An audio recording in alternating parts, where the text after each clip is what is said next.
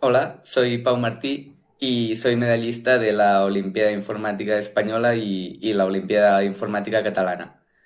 Yo llevo 3 años programando y desde siempre me ha gustado la programación porque es una manera de interactuar con los ordenadores y también porque aparte de la programación incluye mucha lógica y matemáticas y también la capacidad de resolver problemas de forma creativa.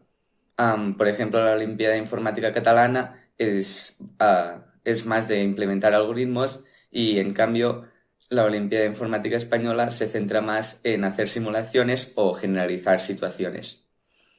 Yo empecé con un curso de verano que ofrece la UPC, pero un punto fuerte que tiene la programación es que no es nada difícil empezar a programar, porque hay muchos cursos por internet gratuitos que todo el mundo puede tomar. Entonces yo recomiendo a todos que empecéis a mirar un poco sobre este tema, porque aparte que la programación es algo muy útil, también puede que a muchos de vosotros os guste como actividad.